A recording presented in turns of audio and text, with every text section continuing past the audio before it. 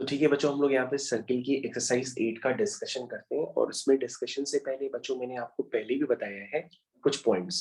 मैंने आपको बताया है कि दो लाइंस के इंटरसेक्शन पॉइंट से पास होने वाली हजारों लाइंस होती हैं, वो रिप्रेजेंट करती हैं फैमिली ऑफ लाइंस को। और फैमिली ऑफ लाइंस की इक्वेशन होती है L1 plus lambda times L2 equal to 0। उसी तरह से बच्चों आपके पास कुछ और भी कॉन्सेप्ट्स होते हैं। जैसे आपके पास होता है फैमिली ऑफ सर्कल्स।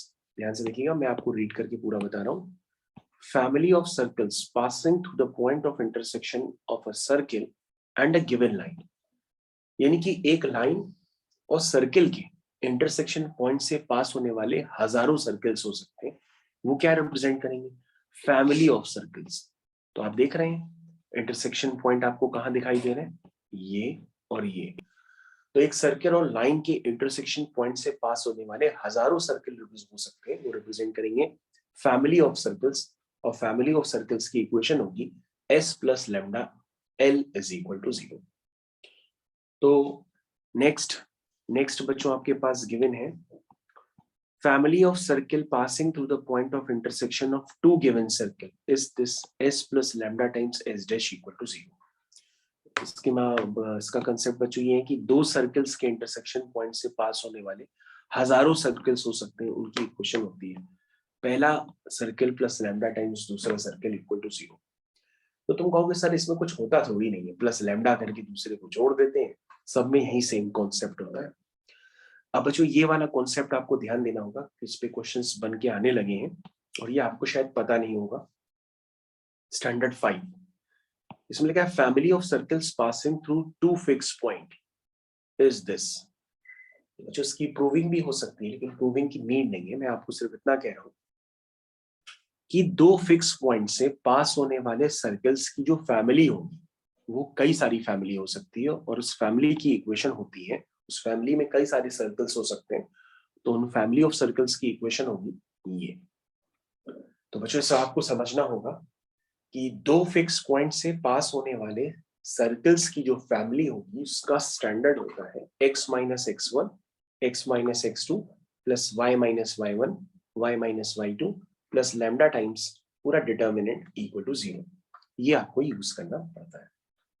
ठीक है बच्चों, मेरे ख्याल से आपको ये स्टैंडर्ड समझ में आ गया होगा, और इस पे बेस्ड क्वेश्चन हम लोग एक्सरसाइज 8 के अभी करने जा रहे हैं। तो बच्चों आप रेडी हो जाइए एक्सरसाइज 8 के डिस्कशन के लिए। वो है क्वेश्चन नंबर 9। क्वेश्चन नंबर 9 क्या है बच्चों, ये एग्जाम में आ चुका है। लिखा है consider a family of circles passing through two fix point 3,7 6,5। कह रहा है एक family of circles passing through two fix point 3,7 6,5। तो बच्चों आपको याद आ गया होगा दो फिक्स पॉइंट से पास होने वाली फैमिली ऑफ सर्कल्स की इक्वेशन। तो बच्चों उसको मैंने S1 लेट कर लिया और ये पूरी इक्वेशन आपके पास लिखी हुई है। ध्यान से देखिए, ये पूरी इक्वेशन बच्चों आपके पास लिखी हुई है। ठीक है, x1 y1 x2 y2 अब आपको पता है, पीछे जो स्टैंडर्ड बताया उसको प्लेस कर दीजिए। तो लिखा है consider a family of circle passing through two fix point, show that the chord in which the circle this cuts the family of circles are concurrent at a point. कह रहा है एक सर्कल जो कॉर्ड है वो family of circles को cut करती है। मतलब बच्चों यहाँ पे के पास एक दूसरा सर्कल है, मैं इसकी इक्वेशन लिख करके आपको बताता हूँ। दूसरा सर्कल है, ये देखिए, ये आपके पास लिखा है पहले से S2। ये जो दूसरा सर्कल है S2 वो S1 फैमिली के सर्कल्स को क्या करता है, कट करता है, इंटरसेक्ट करता है, जैसा कि मैंने आपको दिखाया। तो कह रहा है उनसे जो कॉर्ड बनेगी वो एक फिक्स पॉइंट से पास होगी। तो कॉर्ड आपको बच्चों दिखाई दे रही है, दिस इज योर कॉर्ड। कह रहा है ये कॉर्ड एक फिक्स पॉइंट से पास होगी। तो बच्चों आपको करना क्या है, बस थोड़ा सा ध्यान देना होगा। मैंने आपको बताया था कि जो दो सर्कल्स के इंटरसेक्शन पॉइंट से जो कॉमन कॉर्ड बनती है, उस कॉमन कॉर्ड की इक्वेशन मैंने आपको बता रखी है, this is S1 minus S2 equal to 0। तो बच्चों आप करेंगे क्या, आपके पास S1 इक्वेशन आप ओपन करके लिख लीजिए, उसमें एक्स स्क्वायर के टर्म्स वाई स्क्वायर के टर्म्स वगैरह सब आएंगे और लैम्डा के टर्म्स भी आएंगे। उसी तरह से बच्चों आपके पास S2 सर्कल भी इक्वेशन गिवन है। अब आप क्या करिए, कॉमन कॉर्ड की इक्वेशन लिख लीजिए S1 minus S2 equal to 0। जब बच्चों लिखेंगे तो उसमें एक्स स्क्वायर और वाई स्क्वायर के टर्म्स कैंसिल हो जाएंगे और एक इक्वेशन बन जाएगी लीनियर इक्वेशन। और लीनियर इक्वेशन बनेगी इस फॉर्म की L1 plus lambda times L2 equal to 0।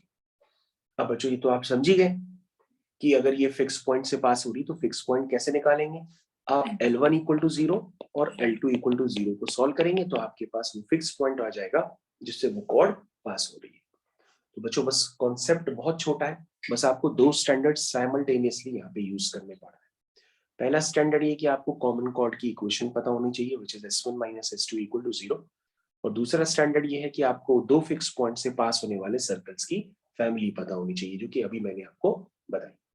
तो क्वेश्चन नंबर 9 बच्चों इस तरह से आपका फिनिश हो गया। उसके बाद बच्चों इसी same exercise, that means exercise number 8, इसका एक क्वेश्चन नंबर 4 है, उसका भी हम लोग एक बार डिस्कशन कर लेते हैं। शायद हो सकता है मैंने आपके साथ पहले डिस्कस किया हो, लेकिन दोबारा कर लेते हैं। तो इसमें लिखा है find the equation of circle which pass through a point 1,1 which touches the circle eight 2,3 on it. तो बच्चों अगर आप डायग्राम्स थोड़ा सा बड़ा करके आप बनाना चाहें तो आप बड़ा करके देख सकते हैं, ये डायग्राम है। तो आपके पास एक सर्किल है जो 1,1 से पास हो रहा है, और वो जो सर्किल है एक दूसरे गिवन सर्किल को 2,3 पे टच भी करता है, तो आपको सर्किल की इक्वेशन निकालनी है। तो ये है बच्चों उस क्वेश्चन में कॉन्सेप्ट। तो सबसे पहले बच्चों आप ध्यान से देखेंगे तो अगर आप पॉइंट्स मार्क करेंगे तो पॉइंट्स आप ध्यान से देखिए, एक -2,3 दिया है और जिस पे टच कर रहा है जिस पॉइंट बी वो भी 2,3 है। तो बच्चों ये जो लाइन होगी, यानी अगर हम इस लाइन का नाम दें विच इज ABC, ये जो ABC लाइन है उसमें ABC लाइन पूरी ना देखिए, एक OBC लाइन बन रही है। O is the centre of the required circle, उसमें OBC एक लाइन बन रही है। ठीक है, मैं उसको दोबारा ऊपर करके लिख देता हूँ, या आप देखो धीरे धीरे धीरे BC लाइन देख लो। तो BC लाइन का बच्चों जब आप स्लोप निकालोगे तो देखो क्या 0 निकल के आ रहा है। इसका मतलब वो एक्स एक्सिस के पैरेलल है, वो एक्स एक्सिस के पैरेलल है। यह बात आपको समझ में आ रही है बच्चों? मतलब BC लाइन का जो स्लोप है वो, भाई BC को ही आप एक्सटेंड करोगे तभी आप कहां तक पहुंचोगे, सर्किल के सेंटर तक पहुंच जाओगे। तो सर्किल का जो रिक्वायर्ड सेंटर है वो आपको समझ में आना चाहिए, उसको हम H,3 भी लेट कर सकते हैं। क्योंकि आप BC लाइन पर ध्यान से देखिए, BC लाइन पर आपको Y कोऑर्डिनेट लगातार सेम नजर आ रहा है, और ये BC लाइन आगे एक्सटेंड करते हुए सर्किल के सेंटर पे पहुंच जाएगी, तो उसका भी Y कोऑर्डिनेट सेम होगा। तो उसका सेंटर जो है वो H,3 हमने लेट कर लिया। उसके बाद बच्चों यहाँ पे आप ध्यान से देखेंगे जो रेडियस होगी OB और OA ये आपस में इक्वल होगी।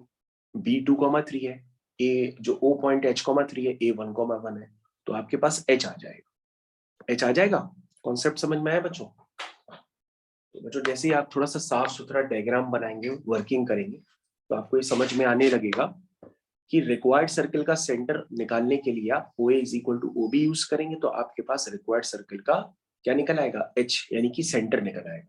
और सेंटर आ जाएगा तो रेडियस भी आ जाएगी, है ना। डिस्टेंस फॉर्मूला यूज करके आप OB रेडियस निकाल लेंगे, रेडियस आ गई, सेंटर पता है, तो आप सर्किल की इक्वेशन लिख लेंगे। इस क्वेश्चन में बच्चों इतना ही था, बाकी डायग्राम थोड़ा सा आप नीट एंड क्लीन बनाएंगे तो आपका क्वेश्चन बहुत जल्दी हो जाएगा। Thank you.